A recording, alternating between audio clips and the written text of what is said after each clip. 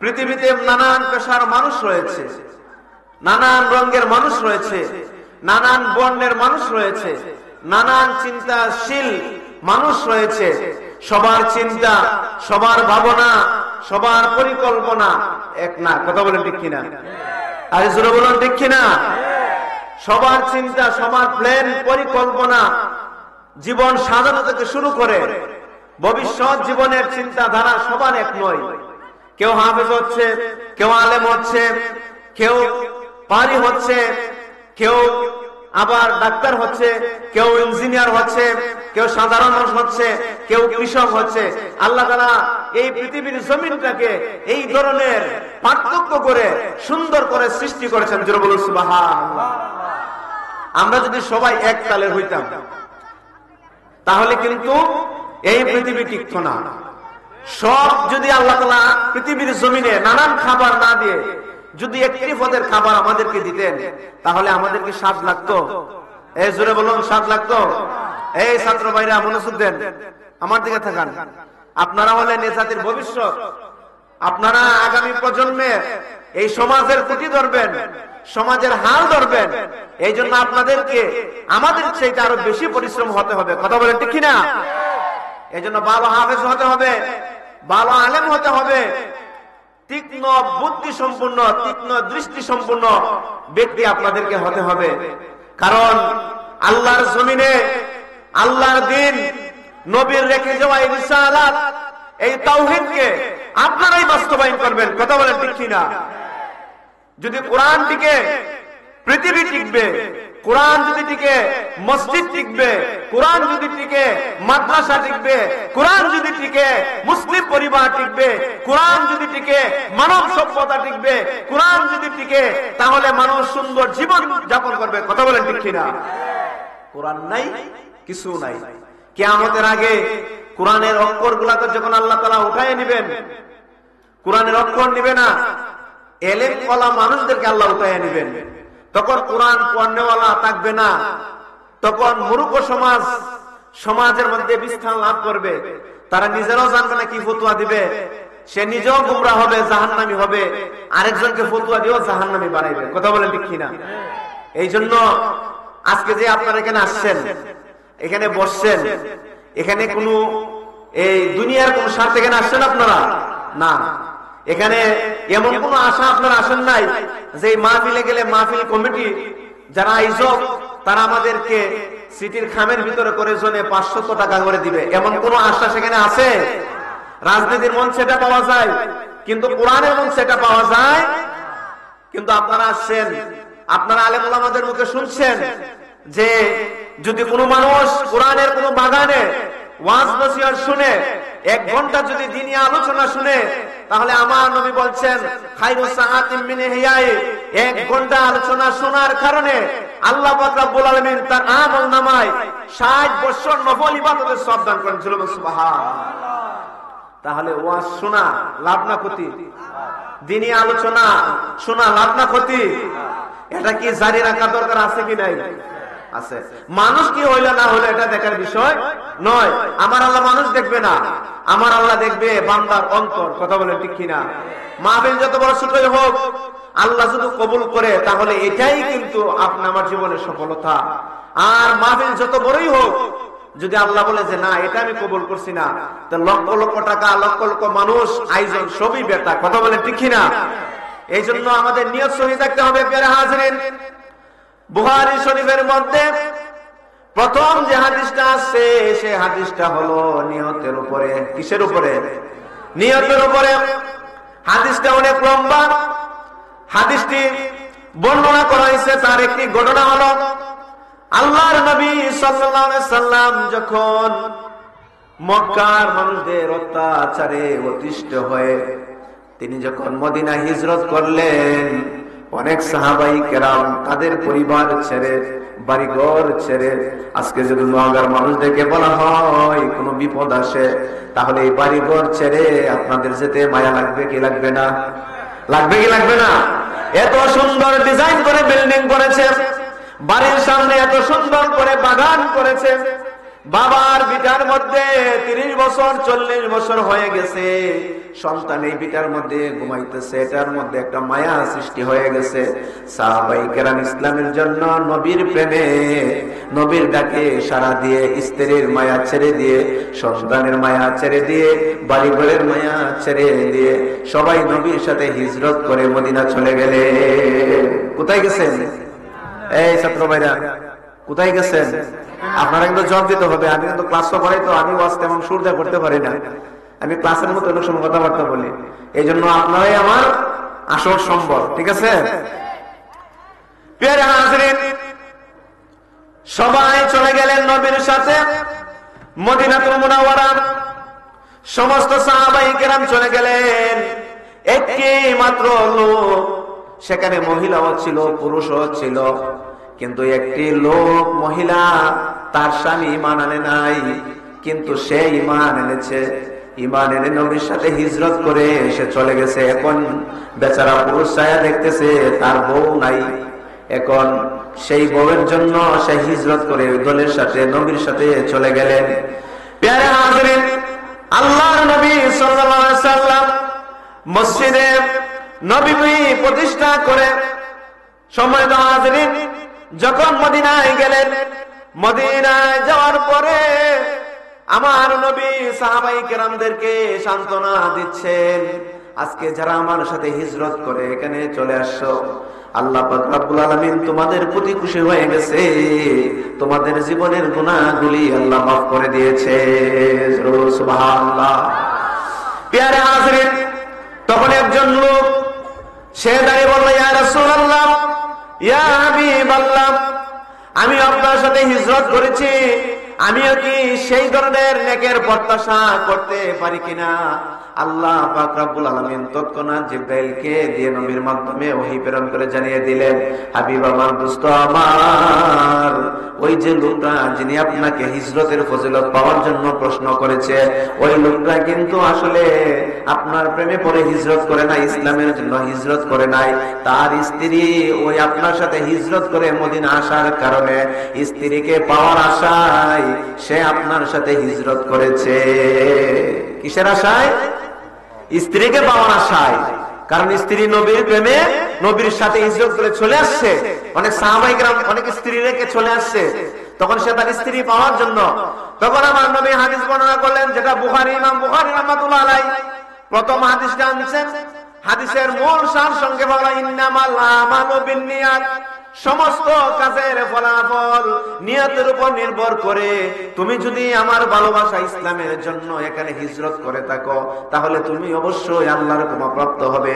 আর তুমি যদি তোমার স্ত্রীর জন্য এখানে আয়েশা থাকো, তাহলে তুমি এটার ফল ভোগ করতে পারবে না। ঠিক কিনা বলেন? এই জন্য সমস্ত কাজের মূল কি? নিয়ত। আপনি আমাকে নিয়ত সহি করতে হবে। প্রিয় হাজরিন, এই জন্য নিয়ত সহি করে একটা জিনিস করতে হবে। নিয়ত যদি গোলমূল থাকে, গরমিল থাকে, তাহলে আপনি আমি যা কিছু করি না কেন, যতই সাজাই না কেন, আল্লাহ বলবেন এটা আমার কাছে কবুল হয় না। কিয়ামতের ময়দানে আল্লাহ যখন হিসাব নেবে, বান্দাদের যখন হিসাব হবে, হিসাব হওয়ার পরে তখন নামাজীদেরকে ডাকা হবে। নামাজীদেরকে ডাকার পরে, ওই নামাজীদেরকে দেখানোর পরে নামাজীর আমলনামা দেওয়া হবে। বান্দা চেয়ে দেখবে তার আমলনামা কোনো নামাজ নাই, নামাজের কোনো নেক নাই। আল্লাহকে ওই বান্দা প্রশ্ন করবে, ওগো মাবুদ, পৃথিবীর জমিনে আমি নামাজ পড়লাম, কিন্তু আজকে আমি এখানে নামাজের কোনো ফল পাচ্ছি না, এটার কোনো নেক লেখা নাই। আল্লাহ ডাক দিয়ে বলবেন, রে বান্দা, আমি তো জানি তোমার অন্তরের খবর, তোমার ভিতরে কি চলছিল আমি তো জানি। তুমি কিসের জন্য নামাজ পড়েছ? তুমি পৃথিবীর জমিনে নামাজ পড়েছ লোকে যাতে তোমাকে বলে লোকটা নামাজি, লোকটা পাঁচ ওয়াক্ত নামাজ গিয়ে মসজিদে পড়ে, লোকটা দান সদকাকারী, লোকটা রোজাকারী, লোকটা ইবাদতকারী। এই জন্য লোকে যাতে তোমার প্রশংসা করে, এই প্রশংসা পাওয়ার জন্য তুমি এই ধরনের আমলগুলা করছো। আমি আল্লাহ পাক রব্বুল আলামিন তোমার প্রত্যাশা দুনিয়াতে মিটাইয়া দিছি, আখিরাতে জিরো। আখিরাতে কি? জিরো। এটা কিন্তু হাদিস, হাদিসের বাংলা আমি বলছি আপনাদেরকে।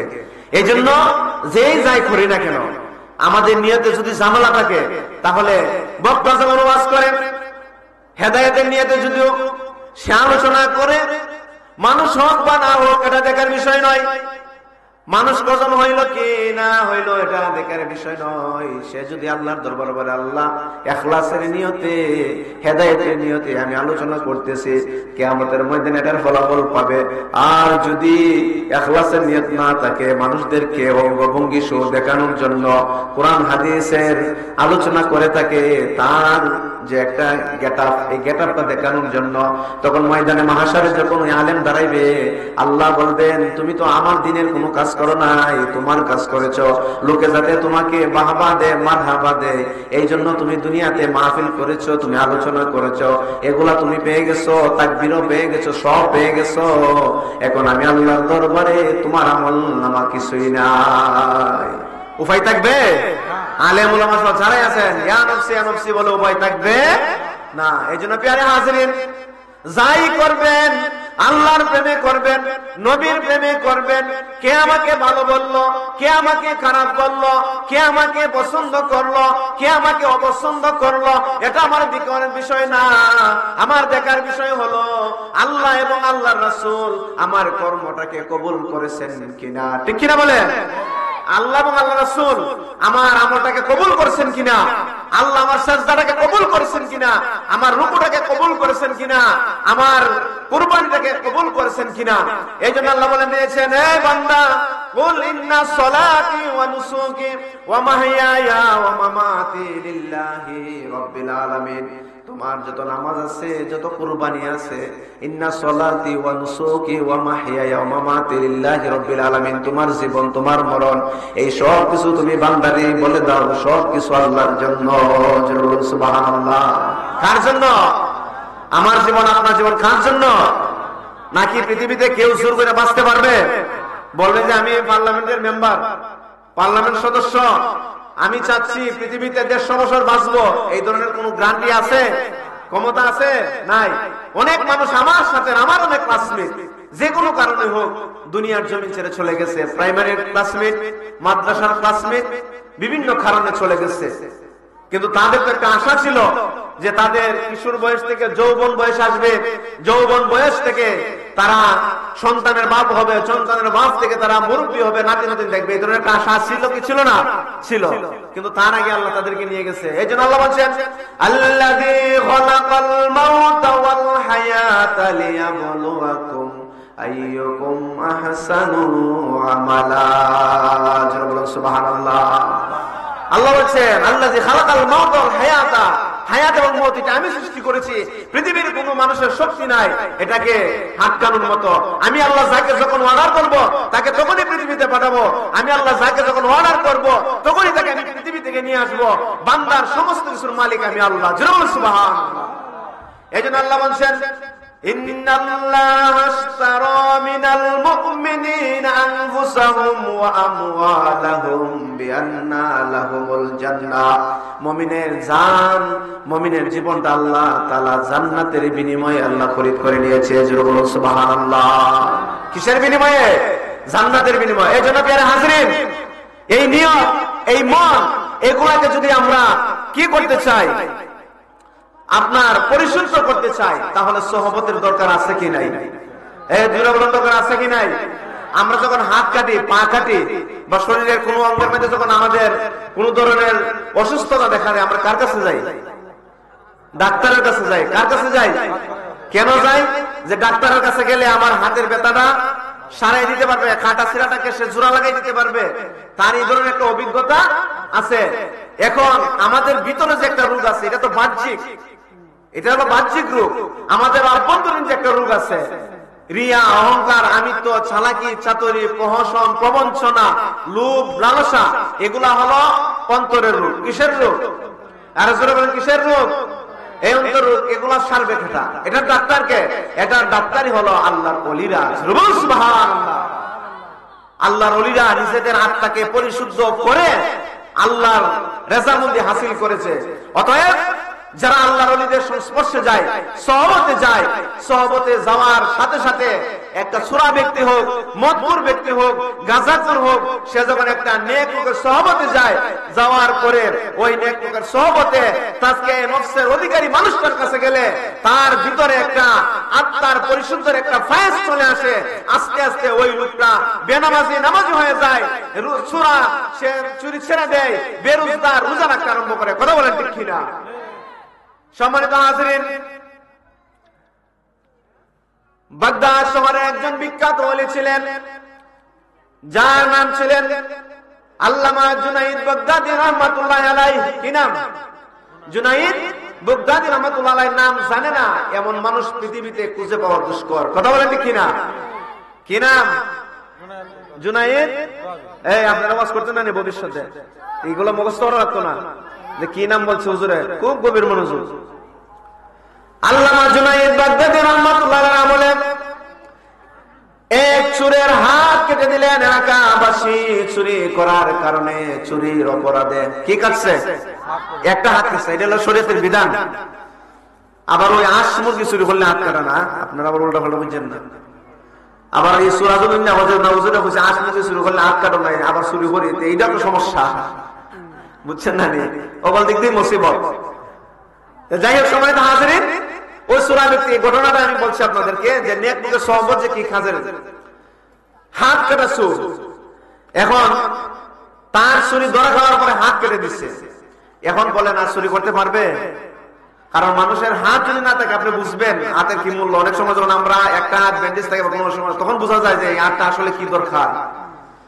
প্রিয় হাজিরিন, চোরা ব্যক্তি হাতটা কেটে দিলেন, এখন সে তো চুরি করতে পারে না, এগুলো চিহ্নিত হয়ে গেছে। 2 নম্বর হলো একটা হাত কেটে দিচ্ছে, তার পুরা অর্ধেক শক্তি তার নাই। এখন কি করবে? মুরব্বির একটা কথা বলে না, হ ইজ্জত যায় না, কইলে খাস যায় না, কি জানে দইলে। আর শিখার গন্ধ কেন আতর মাখাই নাই। আপনি শিখারে যত আতর মাখাইন, যত দামি ব্র্যান্ডের আতর মাখাইন, এর কি শরীরে গন্ধ যাবে? এখন চুরাবের হাত কাটছে, এখন তো সে চুরি করতে পারে না, এখন গড়ে বন্দি থাকে। এখন কিতা করবো? এখন গড়ের ভিতরে থাকতে হয়, তার মাথা খালি কেন কেন করে, কারণ ওই যে অভ্যাস। এখন গড়ের ভিতরে চুরি করা ধরছে। কোথায়? গড়ের ভিতরে চুরি করা। গড়ের ভিতরে কিভাবে? যেমন ধরেন ই গড়ের জিনিস ওই গড়ে নেয়, ই গড়ের জিনিস ই গড়ে আনে। ওই যে পাসিং ট্রেনিং প্রাপ্ত তো, বুঝেন না, রাতের হামলা। এখন ই গড়ের জিনিস ই গড়ে নেয়, আর ই গড়ের জিনিস ইটা করতে করতে এক সময় ভিতরে একটা উদাসীনতা হয়েছে। ওই যে পুরান অভ্যাস, বলতেছে চুরি আমার করতেই, তবে আমার এলাকার না। 1 গ্রাম 2 গ্রাম সারাইয়া জুনাইদ বাগদাদি রহমাতুল্লাহ আলাইহির গ্রামে গেছে। কার গ্রামে? বাগদাদের জুনাইদ বাগদাদি রহমাতুল্লাহ আলাইহির গ্রামে গেছে চুরি করার জন্য। প্রিয় হাজিরিন, জুনাইদ বাগদাদি রহমাতুল্লাহ আলাইহির গ্রামে গেলেন চুরি করার জন্য। কার ঘরে ঢুকবেন? ঘুরতে ঘুরতে হঠাৎ করে গিয়ে আমার জুনাইদ বাগদাদির ঘরে বসলেন। হঠাৎ করে দেখেন জুনাইদ বাগদাদি রহমাতুল্লাহ আলাইহি গভীর রাতে একটু ওয়াজিবা তুজবা আদায় করে একটু আরাম করতেছেন, চোখ মুছে নাই, অর্থাৎ একটু সময় আরাম করতেছেন। এমন সময় চোরা ব্যক্তি গিয়ে উপস্থিত। জুনাইদ বাগদাদি মিনমিন করে ছায়া দেখে ওনার ঘরের দরজার সামনে একটা মানুষ অপরিচিত ঘরের ভিতরে ঢুইকা জিনিসপত্র গুলা সংগ্রহ করতেছে। জুনাইদ বাগদাদি পবিত্র আত্মার মানুষ, নফস পবিত্রওয়ালা মানুষ, আল্লাহর ওলি জুনাইদ বাগদাদি রাহমাতুল্লাহ আলাইহি মনে মনে ভাবে, আহারে এই ব্যক্তিটা মনে হয় না জানে কদিন ধরে উপবাস, খাদ্যের অভাবে আমার ঘরে ঢুকছে। এই মানুষ, তোমার যা পরিমাণ মনে চায় তুমি খাদ্য প্যাকেট করতে থাকো। আপনার ওই চোরা ব্যক্তি আস্তে আস্তে বস্তা দিকে ঢুকাইতেছে। জুনাইদ বাগদাদি কিন্তু সজাগ, উনি কি সজাগ, দেখতেছে সব, কিন্তু উঠতেছে না। কারণ আল্লাহর ওলি মানুষ তো মন নরম, মানুষকে দান করে, শুধু কথা বুঝেন নাই। অনেক খাবারের অভাবে রাত্রে আমার ঘরে ঢুকছে, নিতে তার সমস্যা নাই, ইচ্ছা মতো বসছে। এখন চূড়া চাই দেখে মালিকের কোনো লাড়াছাড়া নাই, চূড়া মনে মনে হয় ঘুমাইতেছে জনমের ঘুম। এটা কি আছে না মরছে আল্লাহ জানে, আমি আমার খাম সারি। প্যারে হাজিরিন, বস্তা ভরতে ভরতে এমনও করছে, বস্তা ফুল করে ফেলছে। এখন আর তো একটা নাই, আরেক হাত দিয়া এটাকে তুলতেও পারে না। এখন করছে বেশবাদ, কথা বুঝতে পারছেন নি? আর না একটা বস্তা লাইছে লুট করিয়া, এখন এখান থেকে তোলা সম্ভব অবস্থা, এখন বসে বিপদ। কোন রকম শেষরায় গেছে রাস্তা খান্দার, ধরেন মেম্বার সাহেবের গরুর খান সেরে লাগছে, গেছে রাস্তার মধ্যে বস্তা শেষরায় নিতে নিতে। এখন জুনাইদ বাগদাদি ছায়া যায় দেখতেছে, আরে লোকটা তো বেশত হয়ে গেছে, পূজা বলতে পারতেছে না। এখন ওনার চিন্তা হইলো তার সাহায্য করা। কি করা? সুরের সাহায্য করা। এই ধরনের মানুষ আসেনি এখন। আর এই সব ফোনাস অবস্থা যদি আমরা পাইতাম, এ যে বাচ্চা নিজেই তার লই চিন্তা হই খুব দুষ্কর। আচ্ছা যাই হোক, আমার সুরা যদি মনে মনে হয় না হুজুরে আমরা হতে ওয়াজ করতেছি রে, আমরা আবার শুরু করে দিই রাত্রে ডিউটি, এটা তো একটা মুসিবত। প্যারে হাজিরিন, জুনাইদ বাগদাদি বললেন আমি সামনের দরজাটা দিয়ে যদি যায় তাহলে ওই ব্যক্তিটা আমাকে দেখে লজ্জা পেয়ে যাবে, কারণ আপনার ঘর দেখতে সামনে দিকে গেলে তো শরম। জুনাইদ বাগদাদি মনে মনে বললেন আমি সামনের দরজাটা যাব না, পিছনের দরজাটা যাব। ধরেন এই দিক দা দরজাটা বের হয়ে ওই দিকে দা সামনে গেছে, যেন প্রতীক মনে হয়। সূরা ব্যক্তি দাঁড়ায় দিছে, কেউ রে নিফা মাথা তুলে দিত। প্যারে হাজিরিন, জুনাইদ বাগদাদি রাহমাতুল্লাহ আলাইহি যখন সামনে গেলেন, সূরা বেরা দাঁড়াইছে, দেখে একটা ভালো মানুষ, কারণ তো সেরা দেখলে বুঝে ভালো মানুষ। তখন সূরা বেরা একটু মন শক্ত হয়ে দাঁড়াইছে, না এর কাছে নরম হওয়া যেত না, কিন্তু আসলে তো চোর, মানুষ দেখলে দৌড় দেওয়ার কথা। আল্লাহর ওলি জুনাইদ বাগদাদি রাহমাতুল্লাহ আলাইহি বয়োবৃদ্ধ মানুষ, ওনাকে দেখে সূরা ব্যক্তি বলল যে একটা বাপ নেই, বাপ দিল, এই এদিকে আসো, বুঝছেন নি? সূরাটা খেয়ে খারে রাস্তার প্রতি জুনাইদ বাগদাদি, এই এদিকে আসো। জুনাইদ বাগদাদি আইসে তো তার সাহায্য করার লাগে, যে কি খবর, আপনার কি ভাষা করতেন, আমার বস্তাটা তুলো। আল্লাহর ওলি জুনাইদ বাগদাদি রাহমাতুল্লাহ আলাইহি দেখলেন একটা হাত নাই, হাত কাটা। উনি দুইটা হাত দিয়ে মাথার মধ্যে যখন তুলে দিলেন, সূরা মনে মনে বলে রে এটা তো দুর্বল ফাটে, কারণ শক্তের ভক্ত নরমের জম। কথা বলেন ঠিক কিনা? শক্তের ভক্ত নরমের জম। আমাদের সমাজ কিন্তু খুব ঝামেলার মধ্যে আছে। আপনি যদি শক্ত হইন তাহলে আসসালামু আলাইকুম, আর যদি একটু নরম হইন তা আপনার উড়ান ফাতারে ছুটবো, আপনার মনে করুন, বুঝছেন না? সময় তো হাজিরিন, সূরা মনে মনে হয় আমি তো বলছি আমার মতো তুলে দিতে, তোমার মতো কিতাব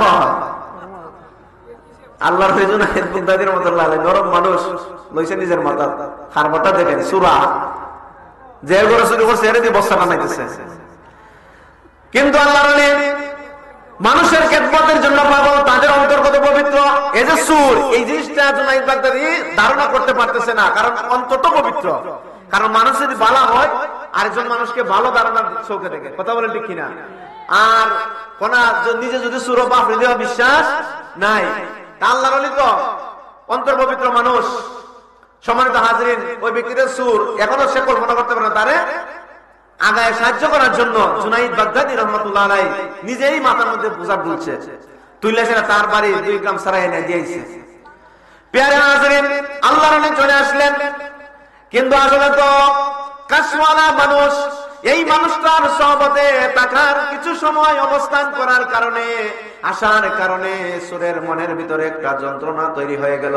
হাই হাই রে, আমি কারে দিয়া জানে বস্তা টানাইছি রাত্রি বেলা, এখন তো আমার বাড়ি চিনে গেছে, এটা কি ডিবি নাকি গোয়েন্দা সংস্থাও তো হইতে পারে। সুরার মনে এখন পুলিশ শুরু হয়েছে রে, রাত্রে ধ্যানে আনলাম, এখন কে না জানে আমার বাড়ি চিনে গেছে, আল্লাহই জানে। এখন সুনার মনে তো শান্তি নাই, আর এদিক দিয়ে তার মনে আল্লাহর পক্ষ থেকে জুনাইদ বাগদাদির দোয়া কবুল হয়ে গেছে, একটা অস্থিরতা তৈরি হয়ে গেছে। প্যারে হাজিরিন, আল্লাহর ওলি জুনাইদ বাগদাদি রাহমাতুল্লাহ আলাইহি উনি তো চলে আসলেন। সূরা বলে রে রাত সকাল বেলা আমাকে আবার তদন্ত করতে হবে, কোন খবর আছে কিনা এলাকার মধ্যে।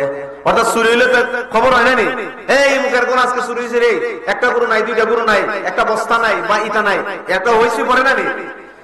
আস্তে আস্তে সাবদর মুড়ি গাও দিয়া যাতে কেউ না চিনে, কারণ সূরা তো ভিতরে ডর আছে না, যে দেখি আস্তে আস্তে কেন কিছু শুনি কিনা, কারণ চুরি হলে তো একটা হই রই রোপ একটা পরে যাবে।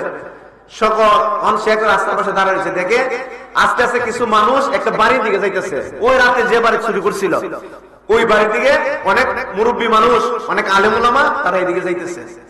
তখন সে আস্তে আস্তে তদন্ত করতেছে, এলাকার কিছু মানুষকে জিগাইতেছে যে এলাকায় কোনো কিছু ঘটছে কিনা, আপনারা শুনছেন কিনা সূরা।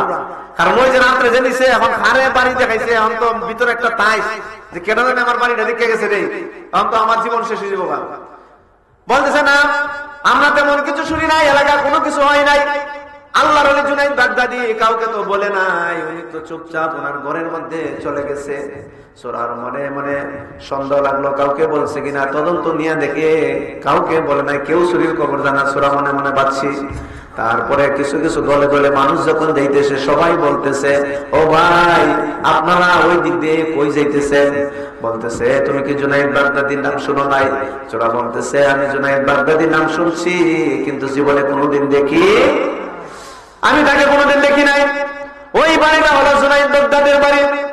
ওই বাড়ির মধ্যে আমরা নিজের অশুদ্ধ আত্মাটাকে নিয়ে যাই, অপবিত্র কলবটাকে সেখানে নিয়ে যাই। সেখানে আমাদেরকে মুরাকাবা, তালকিন, তাওয়াজ্জুহ, কাশফুল কুবুরের মুরাকাবার সবক দিয়ে দিয়ে এলাকার মানুষদের অন্তরগুলোকে পবিত্র করে ছেড়ে দেন। উনি হলেন কলবের ডাক্তার। সুবহানাল্লাহ। জুনাইদ বাগদাদীর বাড়িতে সূরা চলছে যে আমি আপনাদের সাথে যাব। ঠিক আছে, চলে আসেন। প্রিয় নাজরীন, জুনাইদ বাগদাদী রাহমাতুল্লাহি আলাইহি উনার দরবারে যখন বসলেন, বসার পরে সূরা ব্যক্তি ছায়া দেখে, মিটমিট করে ছায়া দেখে, রাতে আমি জারি দিয়ে আমার বাড়ির মধ্যে বস্তা টানাইছি, এটা তো আর কেউ না রে, আজকে থেকে আমি চুরি ছেড়ে দিব। পিছনে বসে আছে। হঠাৎ করে সব মানুষ যখন আস্তে আস্তে তাদের সব বিষয়াদি শেষ করে যখন চলে গেলেন, চলে যাওয়ার পরে জুনাইদ বাগদাদী রাহমাতুল্লাহির কাছে ওই সূরা ব্যক্তি আস্তে গিয়ে বসলেন। বসে বলতেছে, হুজুর আপনি আমাকে চিনেন কিনা? জুনাইদ বাগদাদী বলছেন, না আমি তো আপনাকে চিনি না। বলতেছেন, হুজুর আপনার পায়ে ধরি, আপনি আমাকে মাফ করে দেন। কালকে রাত্রে আমি আপনার ঘরের মধ্যে আইসা ইচ্ছা মতো আপনার ঘরের জিনিসপত্র চুরি করেছি, আবার আপনাকে দিয়ে বস্তাটা নাই আমার বাড়িতে নিয়েছি। হুজুর, হুজুর আমি বুঝতে পেরেছি আমি বড় ভুল করেছিলাম। আমি চুরির পথ আজকে থেকে তওবা করলাম আপনার কাছে। আপনার হাতে হাত রেখে আমি তওবা করতে চাই। আর জীবনে আমি চুরি করব না, আর জীবনে আমি খারাপ পথে চলবো না। হুজুর আপনি আমাকে বায়াত করান, আপনি আমাকে তওবা করান, আমাকে তওবা করে দেন, আমি জীবনে আর চুরির কাজ করব না। সুবহানাল্লাহ। মারামারি করে কি মানুষের হেদায়েত করা যায়? মারামারি করে হেদায়েত করা যায় না। নামাজিও বানানো যায় না। ভালো কথা বলে সুন্দর আচরণ দেখিয়ে তাকে নামাজি বানানো যায়। বেনামাজির সাথে বায়াত করবেন এই উদ্দেশ্যে, আস্তে আস্তে তাকে নিয়ে মসজিদে ঢুকাই দিবেন। বেরোজগারের সাথে বায়াত করবেন এই উদ্দেশ্যে, তার সাথে থেকে থেকে আস্তে আস্তে তাকে রোজাদার বানায় দিবেন। কারণ শয়তান তাকে ঘুরাইতেছে। কথা বলেন ঠিক কিনা? শয়তান তাকে ঘুরাইতেছে। প্রিয় হাজিরিন, শয়তান আমাদের শত্রু, প্রকাশ্য শত্রু। কথা বলেন ঠিক কিনা? কারণ শয়তান সে কিন্তু আমাদের প্রত্যেকের রোগে রোগে তাকে আল্লাহ এমন ক্ষমতা দিছে যে মুহূর্তের মধ্যে একটা মানুষকে সে ধ্বংস করে দিতে পারে। কথা বলেন ঠিক কিনা? আর শয়তানের সবচেয়ে বড় হাতিয়ার হলো নারী। কি? মহিলা। মহিলা হলো শয়তানের হাতিয়ার। এজন্য বলো না কি হাতিয়ার, অস্ত্র না, কামান না, এগুলো না, কোনো পারমাণবিক বোমা নয়। শয়তানের সবচেয়ে বড় হাতিয়ার হলো আপনার নারী। নারীদের দিয়ে তারা একটা ইমানদার মানুষকে যেভাবে পথভ্রষ্ট করতে পারে, অন্য কোন জিনিস দিয়ে পারে না। সম্মানিত হাজিরিন, ঘটনা মনে পড়ে গেছে, বলবো শয়তান কিভাবে ধোঁকাবে দেখেন। বনি ইসরাইল সম্প্রদায়ের একজন আবেদ ছিল, একজন আল্লাহর ওলি ছিল। লোকটা আল্লাহর ওলি ছিল, অর্থাৎ একজন আবেদ ছিল। যারা ইলম ছাড়া ইবাদত করে তাদেরকে বলা হয় আবেদ, আর যারা ইলম নিয়ে ইবাদত করে তাদেরকে বলা হয় আলেম। কথা বুঝতে পারছেন? প্রিয় হাজিরিন, একজন আবেদ ছিল। তাদের নামাজ, ওজিফা সহ, আল্লাহর জিকির আজকার সহ এমন ভাবে সে করত, সবাই এলাকার মানুষ তাকে আল্লাহর ওলি হিসেবে জানত। আর সে আসলে আল্লাহর একজন খাস বান্দা ছিলেন। সম্মানিত হাজিরিন, বনি ইসরাইলের সেই আবেদ, তার বাড়ির পাশের কিছু আত্মীয়, তাদের বাবা নাই, মা নাই, 3 ভাই 1 বোন। কবাই? 3 ভাই 1 বোন। এখন তারা কোন একটা দাওয়াতে বা সফরে ব্যবসার উদ্দেশ্যে যাবেন। এখন বোন যুবতী, কার কাছে রেখে যাবেন? এখন চিন্তায় পড়ছে। এখন তার 3 ভাই যুক্তি করলো যে এলাকার মধ্যে তো ভালো মানুষ দেখতেছি না, এই হুজুরকে ভালো মানুষ মনে হইতেছে, কারণ সারাদিন সে আল্লাহ বিল্লাহ করে, কোন কুদৃষ্টি তার মধ্যে নাই। তার কাছে রেখে যায়, তার কাছে গিয়ে আবদার করলো যে আমরা তো সফরে যাচ্ছি, আমাদের বোনটাকে আপনার কাছে রেখে যাচ্ছি, যেহেতু আমার বোনটা যুবতী, নিরাপত্তার একটা ব্যাপার সেবার আছে। সময় দাঁড়ালেন, আল্লাহর ওই মাহবুব ব্যক্তি বললেন, না না, ওই মহিলা যুবতীকে আমার কাছে রাখা যাবে না। অবিবাহিত একটা মহিলাকে আমি জায়গা দিতে পারবো না, কারণ এখানে ফিতনার আশঙ্কা আছে। অনেক বোঝানোর পরে বলতেছেন, দেখেন এখানে এই সম্প্রদায়ের মধ্যে আমার বোনটাকে তো এই যাবে একটা নিরাপদ জায়গা আমি দেখি না। বলছে আচ্ছা ঠিক আছে, যদি রেখে যেতে চান তাহলে আলগা একটা ঘরের মধ্যে রেখে যান, আমি তার খাবারের ব্যবস্থা করব। কি করব? খাবারের ব্যবস্থা করবো, আলগা একটা ঘরের মধ্যে রেখে যান। প্যারা হাজরিন, আলগা একটা ঘরের মধ্যে রেখে দিলেন। আর ওই আবেদ ব্যক্তি, বনী ইসরাইলের আবেদ ব্যক্তি, ওই মহিলার খাবার, যুবতী মেয়ের খাবার সংগ্রহ করলেন। অর্থাৎ উনি কি করলেন, মানে ওই আবেদ ব্যক্তির ঘরের মধ্যে খাবার দরজার মধ্যে রেখে দিতেন। কথাটা শুনবেন, কোথায় রাখতেন? ওই আবেদ ব্যক্তি, যার যে ইবাদতকারী ব্যক্তিটা, তার দরজার সামনে বাইরে রেখে দিতেন। আর ওই মহিলা, ওই মেয়েটা আইসা এখান থেকে নিয়ে যেত, খাবার নিয়ে যেত। এইভাবে চলছে অনেকদিন। চলার পরে শয়তান যে কিভাবে, দেখেন ভালো মানুষের সুরত ধরে কিভাবে ওয়াসওয়াসা দেয়, এই জিনিসটা বোঝানোর জন্য আমি আপনাদেরকে বলছি। সম্মানিত হাজিরিন,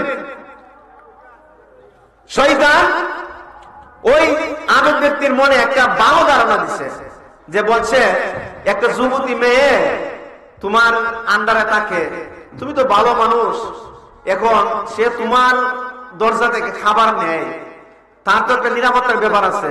কে বলতেছে? শয়তানে বলতেছে। দেখছেন নি কিভাবে, দেখেন খালি। শয়তানে বলতেছে যে যুবতী মেয়েটা তোমার কাছে আমানত, সে তোমার ঘর থেকে খাবার নেয়, এই যে বাহির হয়, একটা মানুষ যদি দেখে, খারাপ মানুষে দেখে, তাহলে তো তার সমস্যা হইতে পারে। বরং এটা তো একটা নেকের কাজ, তোমার দরজা খাবার না রেখে তার দরজা নিয়ে দিয়ে আসো। ওই আবেদ ব্যক্তি মনে মনে চিন্তা করলো, ও শয়তানে মনে মনে চিন্তা করলো, কথাটা তো ঠিকই আছে, এই মহিলাটা মেয়েটা বাইরে খাবার নিবে, এটা কেমন লাগে না, আমি নিয়ে দিয়ে আসি।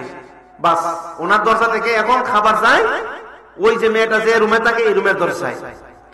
সময় তো আছেন, দরজা যাওয়ার পরে কিছুদিন যাওয়ার পরে শয়তান আইসা আবার ওয়াসওয়াসা দিতেছে, রে আবেদ, তুমি তো নফস বিজয়কারী একজন মানুষ, তুমি তো নফসের প্রতি সফলতা লাভ করেছো, নফস তো তোমাকে গাহিল করতে পারে না, তুমি তো কোনো কাজ করতে পারো না, তুমি তো সফল হয়ে গেছো। জোরে বলুন নাউজুবিল্লাহ। কে বলতেছে? শয়তান এখন বলতেছে তোমার নফস পরিশুদ্ধ, তোমার আত্মা পরিশুদ্ধ, সুতরাং এই মেয়েটা সারাদিন একা একা থাকে, কারোর সাথে কথা বলতে পারে না, মেয়েটার তো একটা খোঁজ খবর নেওয়া, এটা তো একটা নেকের কাজ। সে ঠিক মতো খাইলো কিনা, খাবার দাবার তার রুচি মতো হইতেছে কিনা, এটা তো একটা নেকের কাজ। কথাটা সত্য কিনা বলেন? কথাটা বলে সত্য কিনা? কিভাবে ওয়াসওয়াসা থাকে। তখন ওই আবেদ ব্যক্তি মনে মনে বলতেছে যে কথাটা তো ঠিকই আছে। দেখো শুরু হইলো কথা, কি শুরু হলো কথা, ভালো করে জিজ্ঞেস করতে করতে, কারণ মেয়েদের কণ্ঠ এটা কিন্তু পর্দার অন্তর্ভুক্ত। এই জন্য পর পুরুষের সাথে কথাবার্তা মেয়েরা বললে ইসলামী শরীয়তের বিধান হলো কর্কশ ভাষা কথা বলা, আর পুরুষের উচিত তাদের সাথে কর্কশ ভাষা কথা বলা। মধুর কথা বললে কিন্তু ঝামেলা আছে। কথা বলেন ঠিক কিনা? এখন তো শয়তান যখন কথার কানেকশনটা লাগাই দিল, কয়েকদিন পরে এমন একটা ওয়াসওয়াসা দিল, তার ফয়েজ কিন্তু শুরু করে দিছে। এখন ওই মহিলার কথা শুনতে গেলে আমাদের ভালোই লাগে। শুরু বলুন নাউজুবিল্লাহ। দেখছেন নি কোথায় থেকে কোথায় নিয়ে আসতেছে? আমাদের খুব ভালো লাগে, ওই মেয়েরও খুব ভালো লাগে। দুইজন তো অবিবাহিত, দুইজন তো যুবক, একজন যুবতী, ভালোই লাগতেছে। হঠাৎ করে কিতাবের মধ্যে আসছে এমন ঘটনা ঘটছে, যেটা না ঘটার সেটাও ঘটছে। ঘটার পরে ওই মহিলার পেটের মধ্যে বাচ্চা চলে আসছে। জোরে বলুন নাউজুবিল্লাহ। কথাটা তো ভাঙ্গা বলা লাগবে না, কথাটা বুঝতে পারছেন? বাচ্চা চলে আসছে। এখন বাচ্চা চলে আসার পরে এখন তো মামলা ধরা নেই। শয়তান আবার ভালো মানুষের সুরত ধরে আইসা তাকে একটা পরামর্শ দিতেছে, এই আবেদ ব্যক্তি, এলাকার মানুষ তোমার জানে তুমি খুব ভালো মানুষ। কি জানে? তুমি ভালো মানুষ, তোমার সবাই আল্লাহর ওলি মানে। এখন তুমি যে কাম ঘটাইছো এটা যদি কেউ জানে তোমার ইজ্জত সম্মান সব যাইব। বেড়ির বাইরে যদি আয়াদের যদি অবস্থা দেখা যায় তোমার তো দুই টুকরা হয়ে লইব। তুমি এক কাজ করো, এরা এবার আগে এই বাচ্চা সহ বাচ্চা মারে মেরে লাও। যেন বলুন নাউজুবিল্লাহ। বুদ্ধিটা তো খারাপ না, ভালোই দিচ্ছে। তখন সে বুদ্ধি কইরা এই বাচ্চা সহ বাচ্চা মারে মেরে লইল। যেন বলুন না নাউজুবিল্লাহ। প্যারে হাজিরিন, মারার পরে তারে গুরুস্থানে দাফন করে দিল। দাফন করার পরে ওই তিনজন ভাই সফর থেকে আসলো। আসার পরে তাদের বোনের খোঁজ নিতেছে। সে দুঃখ করে বলতেছে, আবেদ ব্যক্তি দুঃখ করে বলতেছে, আপনার বোন তো মারা গেছে, এই যে তার কবর, এখানে কবর দেওয়া হয়েছে, আসেন আমরা ফাতিহা পড়ি, আমরা তার জন্য সবজে সানি করি। এগুলো কার ওয়াসওয়াসা? জোরে বলুন না বাবা, শয়তানের ওয়াসওয়াসা। ফাতিহা পড়ি মাসে কিন্তু মায়েরা এখন ভাইদেরকে নিয়ে ওই হুজুরে, হুজুর বললে আবার সমস্যা হয়ে যায়। আবার অনেকে আবার হুজুর বললে তো সারা দেশের হুজুরে নরম পায় এলা মানুষের। ওই আবেদ ব্যক্তি তার বাইরে এসে সবাই কবরস্থানে জিয়ারত শুরু করলো।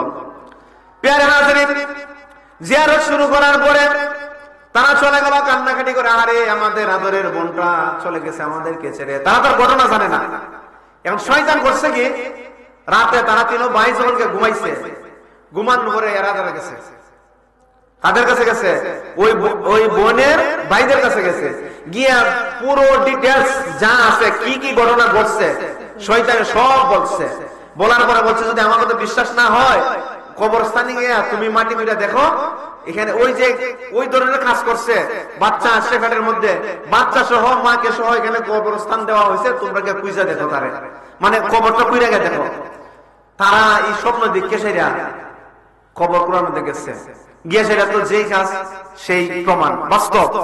গিয়া দেখে তার বোন এবং শিশু সন্তান তাদেরকে কবরস্থানে। এখন তো আর এই ঘটনাটা মিথ্যা। সময় তো হাজিরিন, বনি ইসরায়েলের সেই সময়ের সম্প্রদায়ের বাদশার কাছে বললেন, ঘটনা বললেন, সে ছুটবে কোথায় থেকে। তখন সম্মানিত হাজিরিন, বাদশা তাকে ফাঁসির অর্ডার দিয়ে দিলেন, কারণ মানুষ তো মেনে নিয়েছে, এটা তো বাস্তব প্রমাণ। ফাঁসির অর্ডার হয়ে গেছে। এখন তাকে যখন ফাঁসির মঞ্চে নিয়ে যাওয়া হয়েছে, ফাঁসি দেওয়া হবে, শয়তান দূর থেকে হাসে আর বলতেছে, আমাকে চিনছো কে? যে না, আমি তোমাকে এই কাজগুলা করাইছি। জোরে বলুন নাউজুবিল্লাহ। শয়তানে করে, এখন যেহেতু সফলতা অর্জন করছে, আরো আছে, আমি এগুলো তোমার দিয়ে করাইছি, এখন তোমাকে তো ফাঁসি দেওয়া হবে। এখন একটা মানুষ তারে এখন গলা কেটে লাগবে বা ফাঁসি দিব মৃত্যুর সময়ে, তার কি জানার পানি আছে? পানি নাই। বলতেছে, আমি তোমার বাঁচাইতে পারি, একটা শর্ত আছে, যদি তুমি আমার শর্তে রাজি হও তাহলে আমি তোমার বাঁচাই দিব।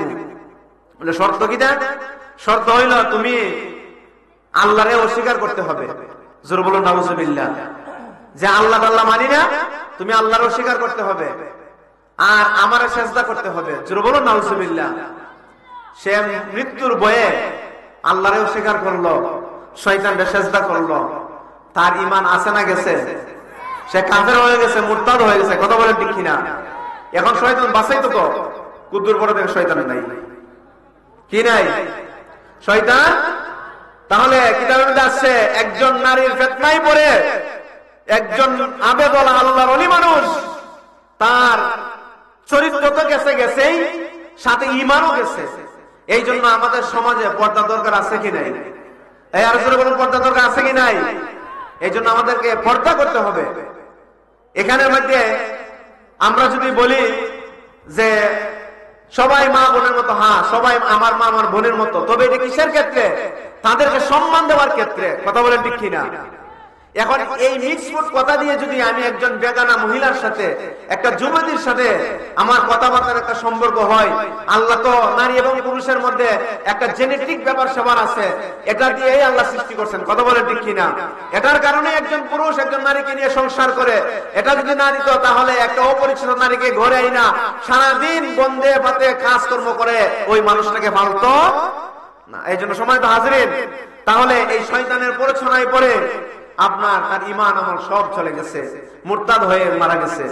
এই জন্য আমরা যারা আছি, আমাদের উচিত, আমাদের মা বোনদের উচিত, আমরাও পর্দা থাকবো, আমাদের মা বোনরাও পর্দায় থাকবে। কারণ পর্দার বিধান দিয়েছেন কে? এই জোরে বলুন, কে দিয়েছেন? আল্লাহ। আজকে তো মা বোনদের উদ্যোগে আজকে আয়োজন অনুষ্ঠান, মা বোনদেরকে শুধু আমরা হ্যাঁ নজর দেখবো না, তাদের ইজ্জত আছে, সম্মান আছে, আছে কি নাই? মা বোনরা কিন্তু আল্লাহর ওলি হয়। হাসান রাবেয়া বসরি উনি একজন আল্লাহর ওলি ছিলেন, আল্লাহর একজন প্রিয় পাত্রী ছিলেন। কথা বলেন ঠিক কিনা? সময় তো হাজরিন, ফিরআউনের স্ত্রী আসিয়া তিনিও আল্লাহর একজন মাহবুবা বান্দি ছিলেন। প্রিয় হাজরিন, খাদিজাতুল কুবরা রাদিয়াল্লাহু তাআলা আনহা যখন নবীর সান্নিধ্যে আসলেন, তিনি আল্লাহর পেয়ারা হয়ে গেছেন, যাকে আল্লাহ পাক রব্বুল আলামিন সরাসরি সালাম দিয়েছেন। জোরে বলুন সুবহানাল্লাহ। এজন্য সম্মানিত হাজরিন, মা বোনরা হলেন একটা ফ্যাক্টরি, একটা গোডাউন। তাদের গর্বে, তাদের এই ফ্যাক্টরির মধ্যে আল্লাহ পাক রব্বুল আলামিন মানব সভ্যতার ধারাবাহিকতা রেখে দিয়েছেন। এই ফ্যাক্টরি যদি ভালো হয় তাহলে জামানার মধ্যে গাউসে জামান আসতে থাকে। ফ্যাক্টরি যদি জামালা হয় তাহলে গাউসে জামান আসে না। প্রিয় হাজরিন, আল্লাহ যখন হযরত নবী ঈসা আলাইহিস সালামকে পৃথিবীর জমিনে পাঠাবেন, কার গর্ভে পাঠাবেন? তিনি তো একজন নবী, তাকে কার গর্ভে পাঠাবেন? এখন ওই ধরনের মা তো প্রয়োজন আছে। এই জন্য আল্লাহ পাক রব্বুল আলামিন ইমরান নবীর স্ত্রী হান্না বিনতে ফাকুদের গর্ভে মারিয়াম আলাইহিস সালামকে দিয়েছেন। জোরে বলুন সুবহানাল্লাহ। মান্নতের মেয়ে, মান্নত করছিলেন বাইতুল মুকাদ্দাসে খেদমতের জন্য, দিয়ে দিলেন। বাইতুল মুকাদ্দাসে খেদমত করলেন, লম্বা কথা।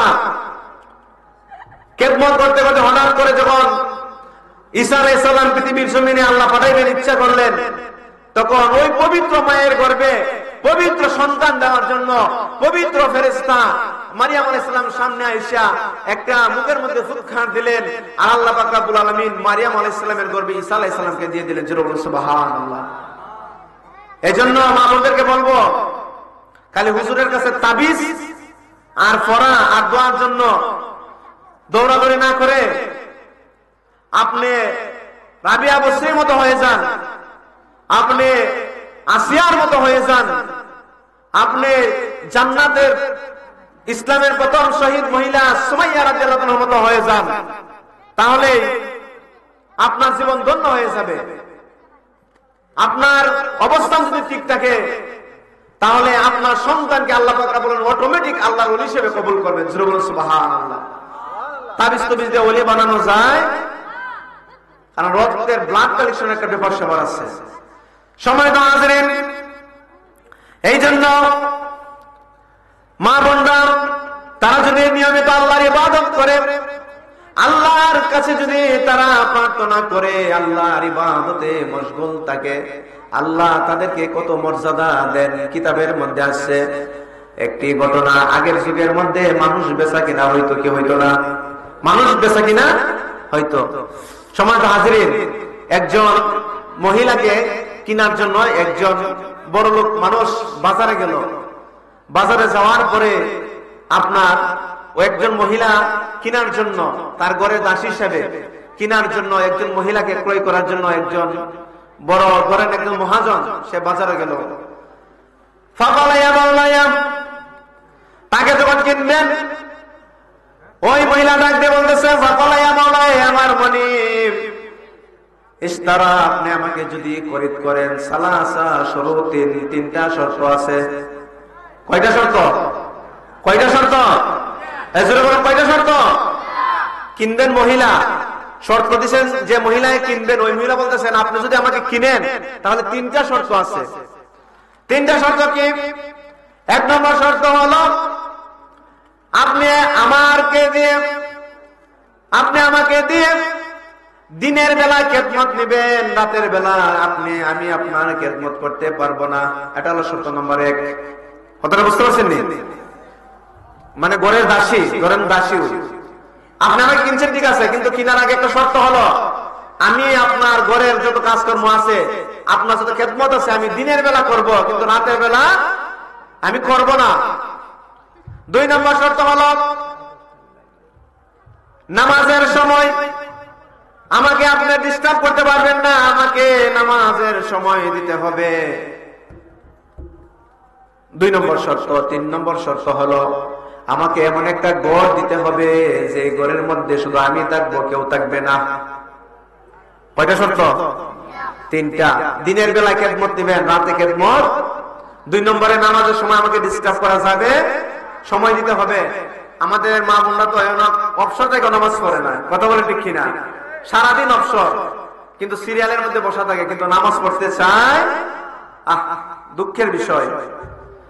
ও মা, ও বোন, আপনাদের ইজ্জত কত, এই আজটা শুনেন, কত মর্যাদা আপনাদেরকে আল্লাহ দিবেন। 3 নম্বর শর্ত হলো আমাকে এমন একটা ঘর দিবেন যে ঘরের মধ্যে কোনো মানুষ থাকে না, কেউ যাবে না, সেখানে শুধু আমি একা থাকবো।